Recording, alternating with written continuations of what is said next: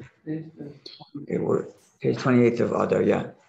We're at the bottom of Zion with Bays 7b, the very, very last line. The Gemara continues its analysis of the Mishnah. The Mishnah, of course, described the procedure of what happens to the Sotah woman once she comes to Yerushalayim. We talked about how we try to, when she's in the high court of 71 judges, they try to encourage her to come clean. And then once she, if she sticks by her claim that she is innocent, then once the water is erased, once the name of Hashem is erased, the water has been prepared, then she's encouraged to stick her ground and drink. But that last part was not in the Mishnah. That was the Gemara making that comparison. The Mishnah itself only talked about the speech they give her, trying to encourage her to come clean and say she was unfaithful, if that's indeed the case. And yesterday, we talked about what happens if she admits and says, I'm guilty. So we talked about how she loses her ketubah. We had a little discussion as to whether or not she needs to write a receipt. Does she have to write a receipt to her husband stating that she forfeited her rights to the ketubah? One opinion is that no receipt necessary, and the very fact that the ketubah is no longer here, the fact that she no longer has the paper in her hand, is itself proof that it's been paid off or that it's been relinquished. Either way, the husband is not responsible to hold on to a receipt for the rest of his life, proving that he paid or that he doesn't have to pay. The other opinion was that you do have to write and in this opinion, which says you don't have to write a receipt, the only time you would have to write a receipt, as per our Mishnah, is in a city where ketubah is not written. It's obligated but not written. And because the ketubah is not written, the only way to prove that the ketubah has been paid or that the ketubah is no longer in effect and he's no longer obliged to pay the debt is if he has a receipt. So a receipt is only required in this opinion when there's no ketubah to begin with. But if there is a ketubah, then the lack thereof is proof of payment. If a ketubah was written at the time of marriage, then now when she claims that she needs to get paid, the very fact that there's no ketubah is itself proof that he paid off. The other opinion was that receipts are always universally needed. No matter whether there's a ketubah or not, receipt is always required. Okay, so that was yesterday. Now the Gemara analyzes the next part of the Mishnah, which says what happens if she claims that she's innocent, and even after the whole speech, trying to encourage her to come clean, she still says, I'm sorry, but I'm innocent. I didn't do anything. So says the Gemara, and quoting the Mishnah, last line on Zion Amud Beis, last line on 7b. If she stands by her claim that she is innocent, she is then brought up to the gate, to the eastern gate. We discussed a little bit what that is, the gate near the gate of Nicanor, and the Mishnah talked about, we're going to get into it in the Gemara as well, how this is a gate where just beyond the border of the gate is sanctified as part of the Azor, as holy ground, whereas the actual space in the door is not sanctified, and therefore someone who is not sanctified, someone who's not pure, and therefore not allowed to enter the Azor, but there was some sort of procedure that they needed to be present, and they would stand at this door. And there's one such woman. She's not to go into the actual Azara. We're going to discuss this soon. She's not to go into the actual Azara, into the actual courtyard, the actual temple proper, but she stands under this doorway, and like that, she's present at the whole ceremony. So that's what the Mishnah says. If she stands by her claim that she is innocent, she is brought up. Literally, Milan means she is brought up. She's escorted up to the eastern gate. So the Gemara asks, Milan Oiso? She's brought up to that gate. Continue on top of page 8a, Ches Aleph. Hassam Kaima. She's already there. She's already up there, right? Because this whole speech that she's given, where they're trying to persuade her to come clean, is held in the presence of the court of 71 judges. The presence of the court and 71 judges, as I think I alluded to in the Mishnah, when we learned the Mishnah, is in a room called the Lishkas Hagazis. It's a certain room. Now, this room itself is built, half of it is part of the Azara, half of it is part of the sanctified ground of the courtyard of the temple itself, and half protrudes outward. Now, if she's already there, so she's already right at the edge of the temple. She's standing in this room, which is half in the temple, half out of the temple. And that's on the eastern side, right? And it's on the eastern side. Right. It's like one of the corners, right?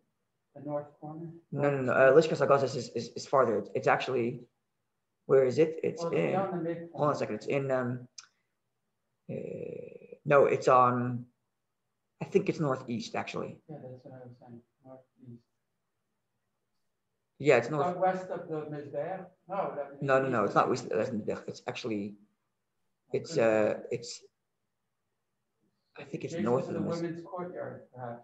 I think it's, let's do this. Let's do that. 1 second. Let's pull it up on the screen over here. We'll do a little Googling here. Hold on a second.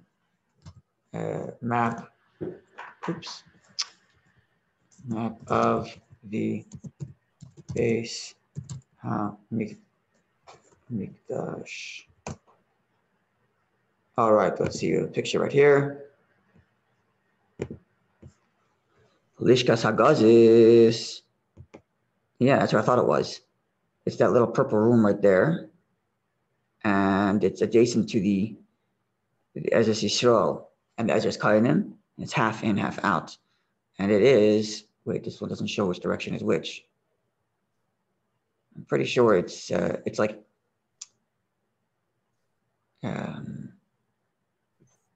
maybe this picture tells, maybe this one tells us which way is north-south.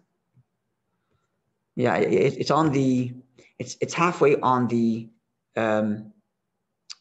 northern wall, halfway between east and west on the northern wall, right? Because the temple goes east to west. You enter from the east, you walk slowly towards the west, and as you get more westward, you get closer to the Holy of Holies. Right. Halfway up on the right side, which is the north, that's where the Lishkas Hagazis is. What happens at this point if she's really sincerely innocent and she knows she's innocent? So she stands her ground. That's what we're talking about now. This is exactly what if she says, "Look, I'm tired of all this stuff. I've been ridiculed. I've had people, driving me all the way here." It's very unfortunate she has to go through this whole I want a divorce. Oh, she wants a divorce. Yeah, now she says, "I'm innocent. I don't have to go through this anymore. So I've been ridiculed. I've been this and I've been that. I want a divorce." So if she wants a divorce, she could ask for a divorce, but she'll lose. And then she gets her money. She doesn't. No. Because we're taking, I mean, she knows her innocence, but we don't know for sure her innocence until she drinks the laws of the Sotah. So she could go through divorce if she doesn't want to drink the water, but then she loses her ketubah. So the guy wins either way. Sorry? So the husband wins anyway, either way. Well, if she's innocent, she wins at the end because she gets major blessings from the water. Yeah. So she'll win if she's innocent. Mm-hmm. Okay. Okay. The Gemara therefore asks, We're saying we're already here. Well, yeah, we're saying Hassan Kaima, she's already there. She's already standing at the edge of the temple. She's in this room called the Lishkas Hagazis, which is half in the temple, half out of the temple, which is where the Sanhedrin, the high court is. She's already standing at the edge of the temple. So what does it mean that she's brought up to the eastern gate? She's already standing there. Maybe she's not exactly at the eastern gate, but she's certainly on Temple Mount already. There's no mile noise, so they don't bring her up. She's in the vicinity. Let's see if you've seen, look at the map. We can see where the eastern gate is. Yeah, this map is not detailed enough. It's not the Nick. It's near the Shar Nicanor. It's right near the Shar Nicanor. Which is, I can't see it from here. Anyway, okay. Going forward, says the Gemara, and I think this is something you, Robert, were alluding to in one of the previous classes, which is the Gemara answers like this: "Timaskinillah, machtinallah." They bring her up and they bring her down and they move her around all around the Temple Mount. So they don't just take her from the high court to the eastern gate, and there the process continues. Before that, they take her a little walk down the mountain, up the mountain, around the mountain. I recall that from yeah. I don't know where, maybe from your class. Yeah. Somewhere. And the whole point is, in order to tire her out, hopefully, she'll come clean and we don't have to go through with actually drinking this water. And this, says the Gemara, the Tanya, this is in consort with that which is taught in the Mishnaic text in Sanhedrin, where there it says, Rabbi Shimon ben Elazar Omer, Rabbi Shimon son of Elazar says, Bezdin misayein isa'edim, masiyin isa'edim mimakam l'makim.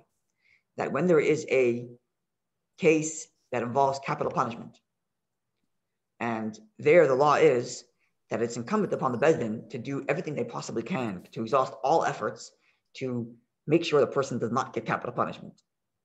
So, and therefore, step number one is to try as best we can to invalidate the witnesses. Or better yet, try as best we can to confirm that the witnesses are indeed saying the truth.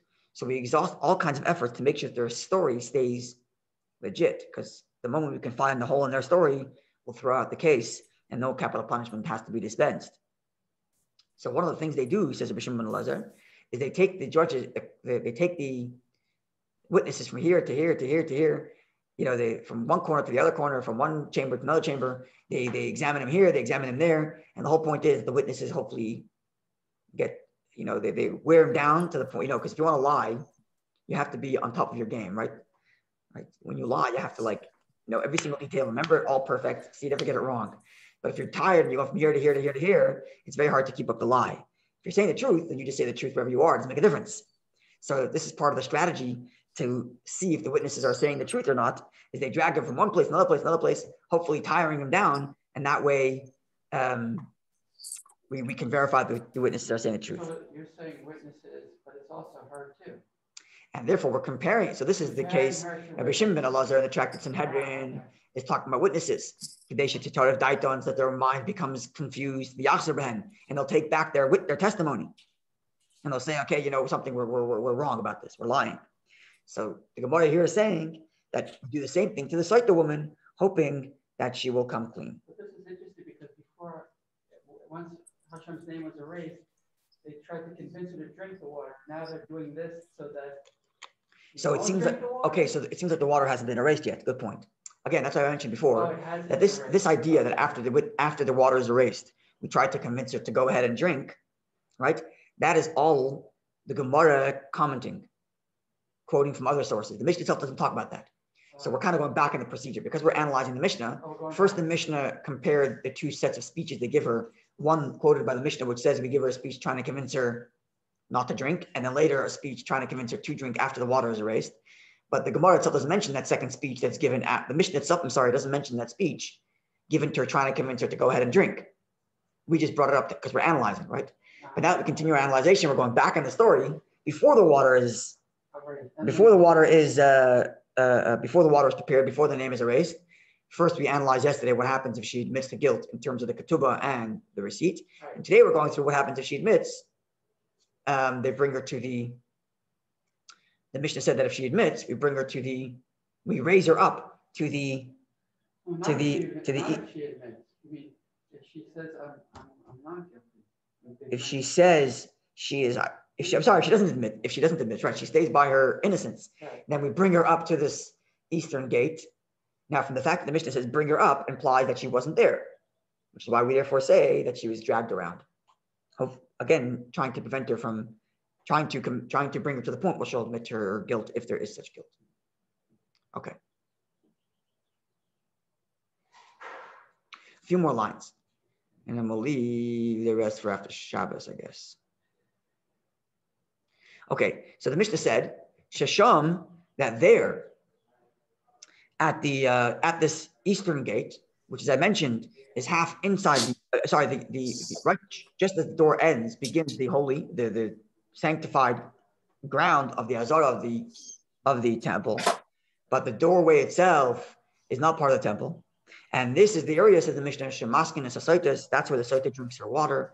This is where the Mitzvah, the one who is afflicted with the white discoloration, the spiritual punishment from Hashem, in which there's discoloring of the body or discoloring, he stands there also for the procedure that he has to do. And likewise, Azav, right?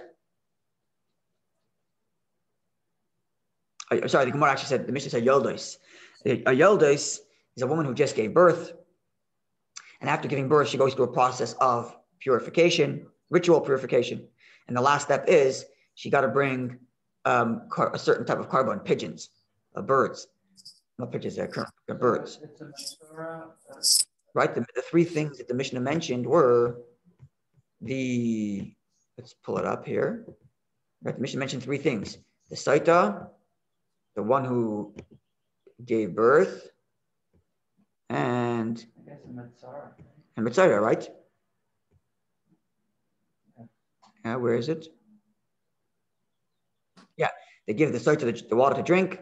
They do the process for the one who just gave birth, and they do the process for the one who was a tzardas. Okay, so the Gemara is not going to analyze each of these three. At least we'll start that analyzation, and we'll continue with that, God willing, on Monday. So let's begin. Bishlema, we understand Sotahs, that the Sotah woman has to stand there, right at the edge of the Holy of Holies. Why? Because the verse reads, when describing the process of the Sotah, the Kohen shall position this woman, Lefnei Hashem, just before God. So therefore we have to stand there. This is the entrance to the holy place. So she's standing right there before God. Right, as mentioned before, the temple goes from east to west. You walk in from the east, and as you go more west, you get closer to the Holy of Holies. So this is the closest point you could stand before God, just at the entrance to the Azara, just at the entrance to the. It must be the entrance of the courtyard. Yeah, it's the entrance to the courtyard on the eastern side. Now that just dawned on me, yeah. So it must be therefore by the maybe by the steps there. By the Israel gate. By the Israel gate, those steps. Israel. Yeah, that's the eastern wall. That's the entrance. Yeah. Yeah, so maybe it's a couple of yards away from where she was standing before in the court, but again, she was taken up and down. Yeah, so it's by those steps there, just at the entrance to the Israel courtyard. So that would be closest she can get before God. Okay, so that's why we know why the Sotah has to stand there, because the pasuk says that she's got to be positioned before God. So the Gemara asks, Elayodes, my. How do you know the one who, my time up? What's the reason?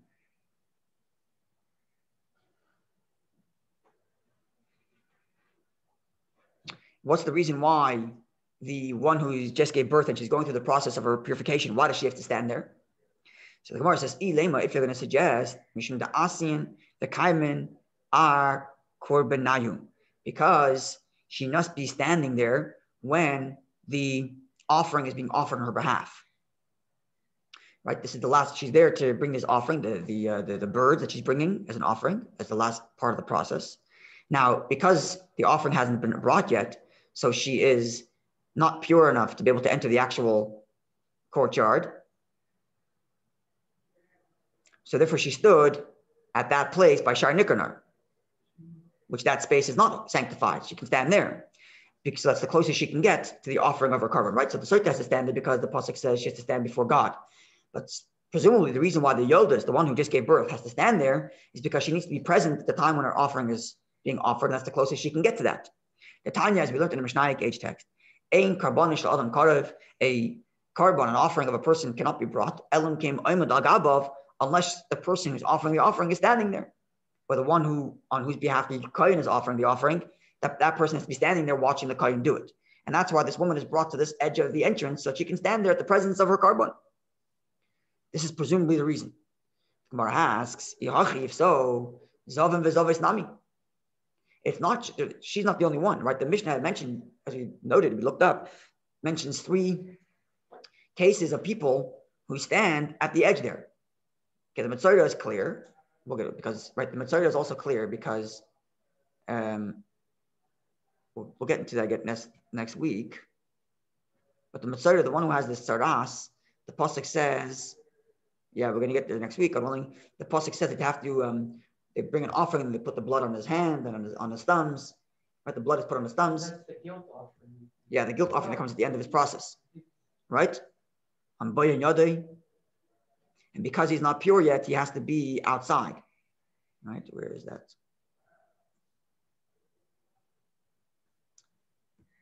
Yeah. So that's clear. And then the Sotah we just clarified Yeah, where is it? Rashi here?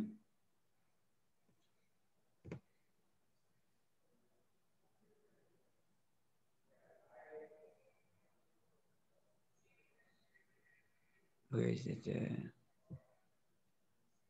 Talmud Sotah, where is it? Say this.